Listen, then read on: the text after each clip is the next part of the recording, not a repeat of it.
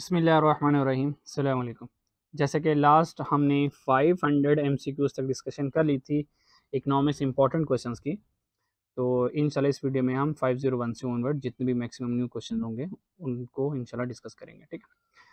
501 में एग्जामिनर कह रहा है कि Mister Hasnan pay tax of ₹200 on his income ₹2500। Mister Hasnan ने टैक्स पे किया, ठीक है, टैक्स पे किया ₹200 आउट ऑफ हिज इनकम 2500। ठीक है। तो 200 डिवाइड बाई 2500 इन 200 करेंगे तो जो टैक्स परसेंटेज बनेगी वो बनेगी 8%। ठीक है। यानी कि अगर इनकम 2500 है उसके ऊपर 200 रुपया टैक्स पे करें तो वो 800 बनता है, 8% बनता है। उसके बाद कह रहा है एंड पे टैक्स ₹108 और 108 रुपये टैक्स पे किया ऑन हिज इनकम ₹1800। अगर 1800 इनकम हो जाए और उस 1800 इनकम पर टैक्स पे किया 108, तो देखते हैं क्या परसेंटेज बनी। तो परसेंटेज बनी 108 ओवर 1800, तो आंसर इज बन गया 6%। तो ये आंसर आ गया 6%। तो अब वो एग्जामिनर कह रहा है बताएं the tax system will be progressive, regressive, proportional या इक्विटेबल। तो अब देख लेते हैं कि इनकम के कम या ज़्यादा होने से टैक्स परसेंटेज के ऊपर क्या फ़र्क पड़ा है। तो चेक करें, इनकम 2500 से 1800 पर आ गई, यानी कि जो इनकम है वो डिक्रीज़ हुई है। तो इनकम के डिक्रीज़ होने से जो टैक्स रेट है 8% से 6%, यानी कि टैक्स रेट भी डिक्रीज़ हो गया। तो अगर income decrease tax rate decrease तो ये प्रोग्रेसिव टैक्स सिस्टम होता है। तो जो टैक्स सिस्टम होगा दैट शुड बी प्रोग्रेसिव। ठीक है। 502 too much money chasing too few. अच्छा, यहाँ पे समटाइम कंफ्यूजन ये रहती है, यहाँ पे इक्विटेबल लिखा हुआ है। तो ये जो इक्विटेबल ये प्रोग्रेसिव टैक्स सिस्टम का एक एडवांटेज है। जो प्रोग्रेसिव टैक्स सिस्टम होता है वो इक्विटेबल यानी कि इक्वालिटी के ऊपर बेस कर रहा होता है। यानी कि जिसकी इनकम ज़्यादा होगी वो ज़्यादा टैक्स पे करेगा। ठीक है। तो जिसकी इनकम ज़्यादा वो ज़्यादा टैक्स पे करेगा और जिसकी इनकम कम होगी वो टैक्स भी कम पे करेगा। तो ये इक्विटेबल प्रोग्रेसिव का एक एडवांटेज है, कोई स्पेशल टैक्स सिस्टम नहीं है। तो फिलहाल ये इग्नोर ही। 502 में too much money chasing too few goods relates to. बताइए बाद जो सेंटेंस लिखा हुआ है किससे रिलेट करता है। डिमांड पुल, डिफ्लेशन, स्टैगफ्लेशन और कॉस्ट पुश इन्फ्लेशन। ये जो जनरल डेफिनेशन है, ये जनरल डेफिनेशन सिर्फ इन्फ्लेशन की है। किसकी है? इन्फ्लेशन की है। तो नीचे सारी सारी इन्फ्लेशन की कुछ टाइप्स पड़ी हुई हैं। तो ये जो इन्फ्लेशन की टाइप्स जब बाय डिफ़ॉल्ट बात की जाती है वो नॉर्मली डिमांड पुल इन्फ्लेशन की जाती है कि जैसे जैसे टू मच मनी ज़्यादा पैसे लेके जाएंगे, चेजिंग टू फ्यू गुड्स हम थोड़ी सी चीज़ें लेकर आएंगे। इसका मतलब ये स्पेशली पर्टिकुलर जो फ्रेज है, डेफिनेशन है, ये रिलेट करता है डिमांड पुल इन्फ्लेशन से। बाकी डिफ्लेशन में आपको पता कि प्राइसेस का डिक्रीज करना होता है। स्टैगफ्लेशन में high unemployment combine with slow economic growth, तो ये स्टैगफ्लेशन होता है। और कॉस्ट पुश इन्फ्लेशन तो कॉस्ट ऑफ प्रोडक्शन के ज़्यादा होने से जो इन्फ्लेशन आती है उसको हम कॉस्ट पुश इन्फ्लेशन कहते हैं। ठीक है। तो इसका आंसर अल्फा होगा। 503 में MSC is negative slope due to. MSC negative slope क्यों होती है? तो नंबर वन कह रहा है कि एमएससी नेगेटिव स्लोप, यानी कि जो अगर एमएससी का ग्राफ बनाए तो ये एमएससी का ग्राफ बनता है। असल में एमएससी का ग्राफ बनता है इन्वेस्टमेंट के साथ। तो ये जो ग्राफ है ये एमएससी का है। ठीक है। तो यहाँ पे इन्वेस्टमेंट होती है और आपको पता है यहाँ पे रेट ऑफ इंटरेस्ट नेगेटिव बन रहा होता है। Increase in level of investment, demand for capital good increase. Increase in level of investment, अगर लेवल ऑफ इन्वेस्टमेंट इंक्रीज है, demand for capital good increase. Obvious बात है जितनी इन्वेस्टमेंट ज़्यादा होगी कैपिटल गुड मशीनरीज की, फिजिकल बिल्डिंग्स की, tools की डिमांड ज़्यादा हो जाएगी। And then cost of capital of goods too, यानी कि कॉस्ट ऑफ जो कैपिटल है, सप्लाई प्राइस ऑफ कैपिटल है, उनकी प्राइस इंक्रीज हो जाएगी। ठीक है। तो ये बात बिल्कुल ठीक है क्योंकि वो कह रहा है कि अगर इन्वेस्टमेंट ज़्यादा हो जाए तो इन्वेस्टमेंट के ज़्यादा होने से लोग कैपिटल गुड की डिमांड इंक्रीज़ करेंगे। तो अगर demand for capital good increase होगी तो ऑब्वियस बात है कि ये जो कैपिटल गुड्स हैं इनकी प्राइसेस भी इंक्रीज कर जाएंगी। तो अल्फा वाली बात तो ठीक है। फिर वो कह रहा है supply increase in product market along with an increase in investment which causes a fall in price of a product. फिर सेकंड में कह रहा है supply increase in product market, कहता है अगर सप्लाई ज़्यादा हो जाए, an increase in investment with an increase in investment, यानी कि इन्वेस्टमेंट ज़्यादा होगी उससे मार्केट में सप्लाई ज़्यादा आ जाएगी। अल्टीमेटली हमें पता है सप्लाई के ज़्यादा आने से price of a product decrease कर जाती है, जो कि वो कह रहा है which cause a fall in price of product. तो हमने कहा ये वाली बात भी ठीक है। तो एमएससी नेगेटिव स्लोप बनती है, अल्फा वाली बात भी सही है, 1 वाली बात भी सही है, 2 वाली बात भी सही है, तो हम कहेंगे बोथ स्टेटमेंट आर करेक्ट। 504 देखते हैं। In Phillips curve dash is on x axis and dash is on y axis. तो ये फिलिप्स कर्व की डायग्राम बनी हुई है, हमें पता है ये जो एक्स एक्सिस होता है यहाँ पे हमारे पास अनएम्प्लॉयमेंट होती है। क्या होती है? अनएम्प्लॉयमेंट। तो ये examiner fill in the blanks में पूछ लेता है कि फिलिप्स कर्व के एक्स एक्सिस में क्या और वाई एक्सिस में इन्फ्लेशन है। तो अगर इन्फ्लेशन की ऑप्शन हो ये भी सही है, तो अगर इन्फ्लेशन की जगह वो ये लिख दे वेज इन्फ्लेशन, इन्फ्लेशन लिख दे या ये लिख दे वेज इन्फ्लेशन, तो दोनों बातें ठीक है। ठीक है, तो ये आ जाएगा 505 में। assume the base index is 100। अगर बेस इंडेक्स 100 है, if price of bread increase from 150 to 165, जो ब्रेड की प्राइसेस हैं वो 150 से इंक्रीज होके 165 पर चले गई, यानी कि यहाँ से यहाँ तक इंक्रीज कितना आया? 10% इंक्रीज आया। Then the new price index would be 110। तो देखें बेस इंडेक्स कितना था? 100। बेस इंडेक्स अगर 100 है तो प्राइसेस यानी कि इन्फ्लेशन जो इंक्रीज हुई 10% हुई, तो 100 का 10% 10 होगा, तो जो न्यू प्राइस इंडेक्स होगा वो ऑब्वियस बात है 110 तक चले जाएगा। ये बात ट्रू है फॉल्स है? हम कहेंगे बिल्कुल बात ट्रू है, क्योंकि 100 का जब 10% लेंगे तो वो 100 का 10% 10 बनेगा। तो जैसे ही हम 100 ओल्ड इंडेक्स 10 की इन्फ्लेशन आई तो न्यू इंडेक्स 110 बन जाएगा। ये बात करेक्ट है। 506 देखते हैं। 506 में एग्जामिनर कह रहा है if the tax is progressive then increase in income. अगर टैक्स प्रोग्रेसिव है तो हमें पता है प्रोग्रेसिव टैक्स में क्या होता है कि अगर इनकम ज़्यादा हो जाए, इनकम ज़्यादा होने से जो टैक्स बर्डन है वो ज़्यादा आ जाता है, और इनकम कम होने से जो टैक्स बर्डन है वो कम हो जाता है। तो कहता है इनमें से कौन सी बात सही है? The marginal rate of tax is greater than average. Margin rate equal होगा, मार्जिन रेट लोअर होगा एवरेज के। तो याद रखिएगा प्रोग्रेसिव टैक्स में ये होता है जैसे जैसे इनकम 1000 है, फॉर एग्जांपल अगर 1 लाख इनकम है से 1 लाख के ऊपर 5% टैक्स पे कर रहे हैं, ठीक है, और उसके बाद 3 लाख के ऊपर मिसाल के तौर पर 7% टैक्स पे कर रहे हैं, 7% टैक्स पे कर रहे हैं। इसके बाद फॉर एग्जांपल 5 लाख पर हम 8% टैक्स पे कर रहे हैं, तो इसकी जो राइट ऑप्शन बनेगी वो बनेगी the marginal rate of tax is greater, यानी कि मार्जिनल टैक्स ज़्यादा होगा एवरेज टैक्स रेट से, तो इसकी ऑप्शन अल्फा होगी। इसकी रीज़न ये है, न्यूमेरिकली तो सॉल्व नहीं मैं करने लगा क्योंकि इसमें टाइम लग जाएगा, छोटी सी रीज़न दे देता हूँ। 5 लाख और 8% को मैं बताने लगा हूँ। अगर एक पर्सन है उसकी 4 लाख और 99,000 सैलरी है, तो इसका मतलब वो 7% टैक्स पे करेगा, वो 7% टैक्स पे करेगा। ठीक है, जैसे ही उसकी 1,000 रुपये सैलरी इंक्रीज हुई वो 499 से 5 लाख पर चले गया, यानी कि इस 1,000 रुपये ज़्यादा होने की वजह से उसका टैक्स रेट सारा के सारा 7 की बजाय 8% लग जाएगा 5 लाख के ऊपर। यानी कि अगर 1,000 रुपया कम हो 7% लगेगा, सिर्फ 1,000 की वजह से उसके ऊपर 8% टैक्स लगेगा। जैसे कि फॉर एग्जांपल अगर 5 लाख उसकी इनकम हो जाती है 1,000 ऐड होने के बाद, तो 8% जो टैक्स लगेगा वो लग जाएगा इसके ऊपर तकरीबन 40,000 का। ठीक है, 40,000 का।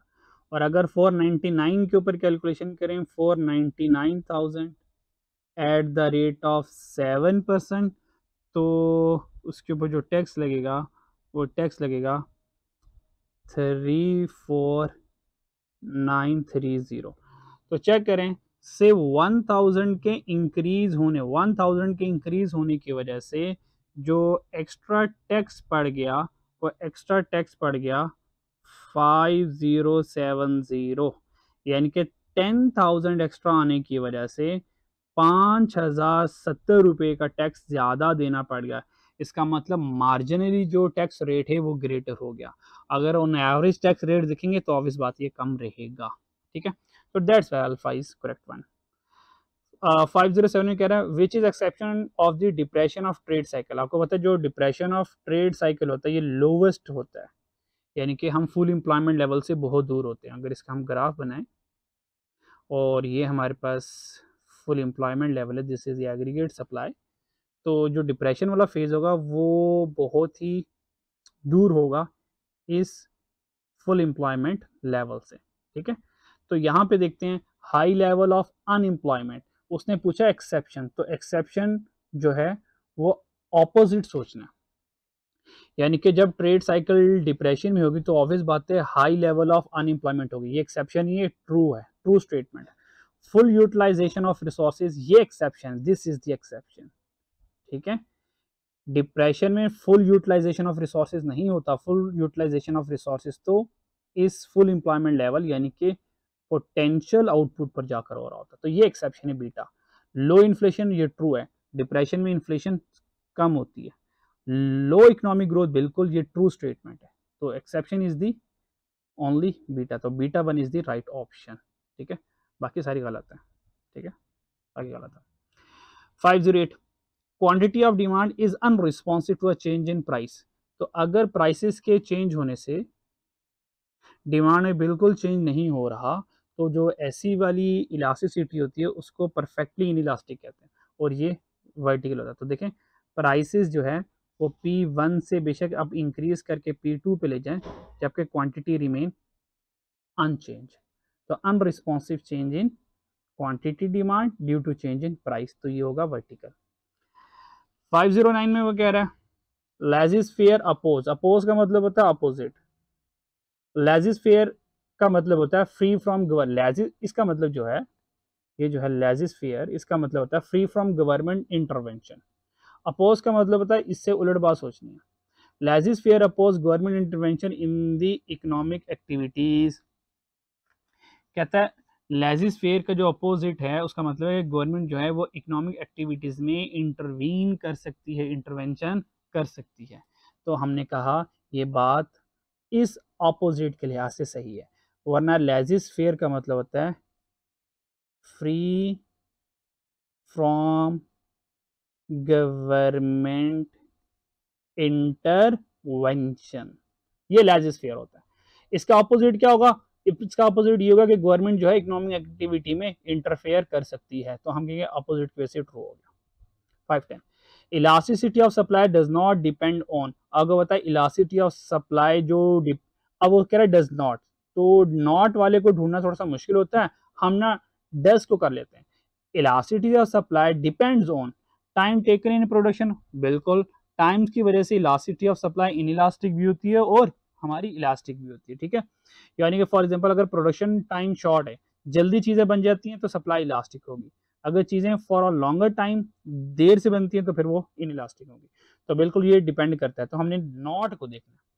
स्पेयर कैपेसिटी की वजह से भी, अगर स्पेयर कैपेसिटी अवेलेबल है, चीज़ें ज़्यादा आप प्रोड्यूस कर सकते हैं तो सप्लाई इलास्टिक होगी, और अगर spare capacity available, for example अगर स्पेयर कैपेसिटी अवेलेबल नहीं है तो चीज़ें फर्दर प्रोड्यूस नहीं कर सकते तो सप्लाई इस केस में हमें पता है इनइलास्टिक हो जाती है। और अगर हमारे पास स्पेयर कैपेसिटी यस अवेलेबल है तो चीज़ें ज़्यादा प्रोड्यूस कर सकते हैं तो इलास्टिसिटी इलास्टिक होगी। तो बिल्कुल कॉस्ट ऑफ प्रोडक्शन भी इलास्टिसिटी ऑफ सप्लाई के ऊपर डिपेंड करता है, तो ये भी ऑप्शन सही नहीं है, बीटा भी ऑप्शन सही नहीं है, अल्फा भी ऑप्शन सही नहीं है। क्यों? क्योंकि अल्फा बीटा 40 तीनों से इलास्टिसिटी ऑफ सप्लाई चेंज हो रही है, डिपेंड करती है। डिस्पोजेबल इनकम की वजह से इलास्टिसिटी ऑफ सप्लाई डिपेंड नहीं करती, क्योंकि disposable income elasticity of supply के लिए नहीं बनना, बल्कि डिस्पोजेबल इनकम तो इलास्टिसिटी ऑफ डिमांड के लिए है।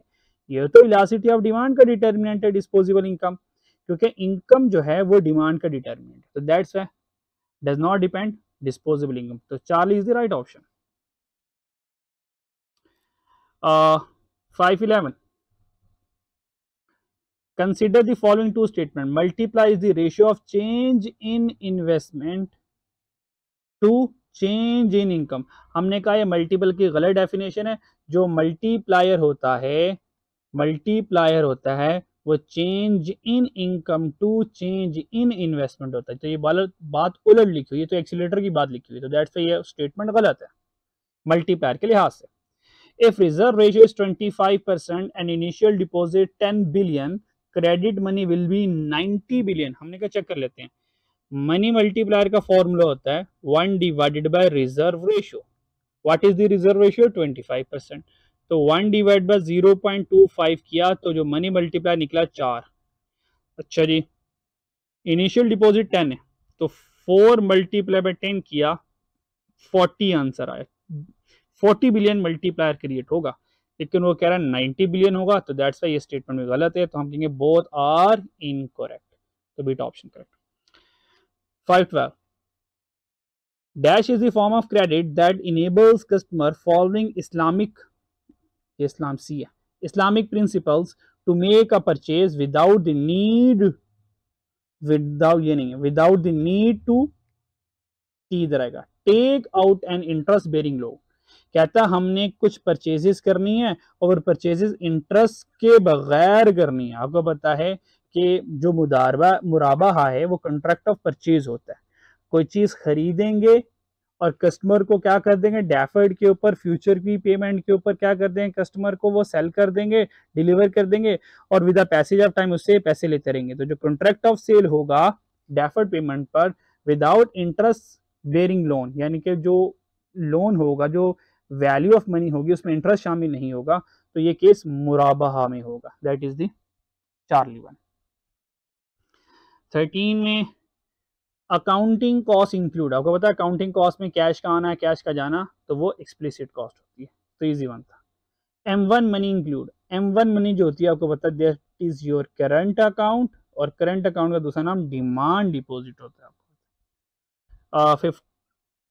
550 the last one, if deflation increase 10% and nominal wage increase 11%, then change in income will be।